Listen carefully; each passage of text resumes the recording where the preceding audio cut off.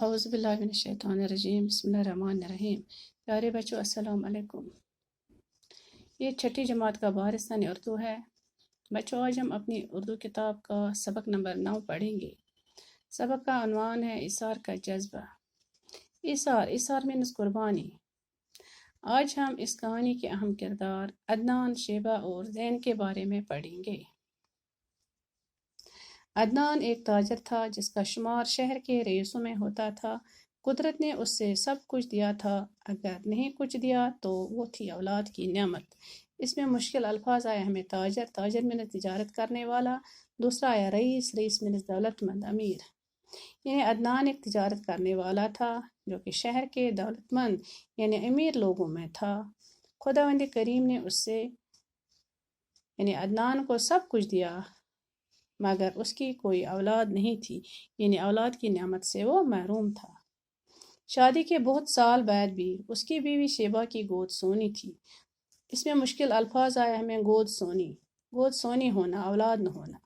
یعنی شادی کے بہت سال گزر گئے مگر عدنان کی بیوی یعنی شیبہ کی گود خالی تھی، اس کا کوئی اولاد نہیں تھا۔ اولاد کی حسرت نے ان سے کس در پر دستک نہ دلوائی، پیروں فقیروں کے چکر نہ لگوائی، گنڈے تعویذ کرنے پر مجبور نہ کیا، پر مراد بر آنے کی کوئی صورت پیدا نہ ہو سکتی۔ اس میں ہمیں مشکل الفاظ آیا حسرت مینس آرزو، تمنا۔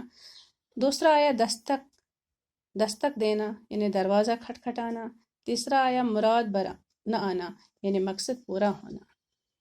یعنی اولاد کے خاطر شیبہ اور عدنان نے ہر ایک دروازہ کھٹکھٹایا، پیروں فقیروں کے چکر لگوائے، مگر ان کی تمنا پوری نہ ہوئی۔ پیروں فقیروں کے پاس گئے، ہر جگہ گئے، ہر دروازہ کھٹکھٹایا، مگر ان کی تمنا پوری نہیں ہوئی، ان کا اولاد نہ ہوا۔ کچھ وقت یوں ہی گزرنے پر دوستوں یاروں کو بھی تشویش ہوئی۔ کسی نے دوسری شادی کی صلاح دی تو کسی نے بچہ گود لینے کا مشورہ دیا، کچھ نے تھوڑا اور انتظار کرنے اور علاج کروانے پر زور دیا۔ اس میں مشکل الفاظ آیا ہمیں تشویش مینس پریشانی، بے قراری۔ دوسرا آیا صلاح مینس مشورہ۔ یعنی وقت گزرنے کے ساتھ ساتھ عدنان کے دوستوں کو بھی یہ پریشانی ہوتی رہتی۔ کسی نے عدنان کو دوسری شادی کرنے کا مشورہ دیا، کسی نے بچہ گود لینے کا، تو کسی نے اور تھوڑا انتظار اور علاج کرنے کا مشورہ دیا۔ عدنان تو شاید ایسا ہی کرتا، مگر شیبہ انتظار کے حق میں نہ تھی۔ اس کا خیال تھا کہ انہیں اگر کچھ کرنا ہے تو فوراً کر لینا چاہیے، چاہے فیصلہ دوسری شادی کرنے کا یا بچے کو گود لینے کا، انہیں فوراً کچھ نہ کچھ کرنا چاہیے۔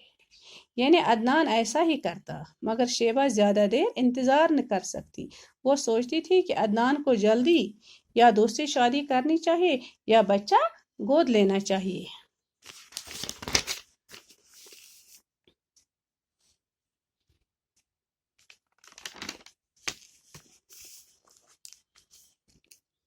عدنان کو چونکہ دوسری شادی گوارا نہ تھی، اس لیے فیصلہ یہ ہوا کہ کسی بچے کو فوراً گود لیا جائے۔ اس میں مشکل الفاظ آیا ہمیں گوارا مینس برداشت۔ یعنی عدنان دوسری شادی کرنا نہیں چاہتا، اس لیے یہی فیصلہ ہوا کہ اب وہ جلدی کسی بچے کو گود لیں۔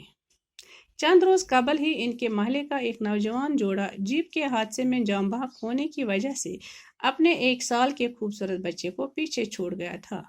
انہوں نے اسی کو گود لے لیا۔ اس میں مشکل الفاظ آیا قبل مینس پہلے۔ دوسرا آیا جاں بحق ہونا یعنی مر جانا، فوت ہونا۔ یعنی کہ کچھ دنوں پہلے ہی انہی کے پڑوس میں ایک نوجوان میاں بیوی ایک حادثے میں فوت ہوئی تو 1 سال کے خوبصورت بچے کو اپنے پیچھے چھوڑ دیا، تو انہوں نے یعنی عدنان اور شیبہ نے اسی بچے کو گود لیا۔ بچے کا نام زین رکھا گیا۔ چند ہی دنوں کے اندر گھر کی فضا بدل گئی، بچہ ملا جیسے آنگن میں بہار اتر آئی۔ عدنان اور شیبہ دونوں بچے کی کلکاریوں میں یوں کھو گئے کہ مدت تک انہیں اپنے گرد پیش کی خبر نہ رہی۔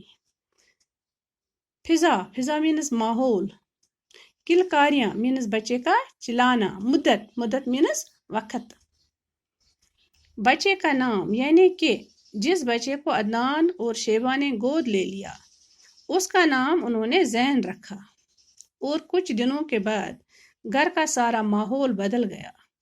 بچے ملنے کے بعد عدنان اور شیبہ بچے کے چلانے سے، اس کے کھیلنے سے، اس کی خوشی سے وہ اتنے کھو گئے، یعنی اتنے خوش ہو گئے، اتنے مست ہو گئے کہ بہت وقت تک انہیں اپنے آس پاس کی کوئی خبر نہ رہی۔ وہ ان کی آنکھوں کا تارا ہی نہیں، روح کی ٹھنڈک اور دل کا قرار بھی تھا۔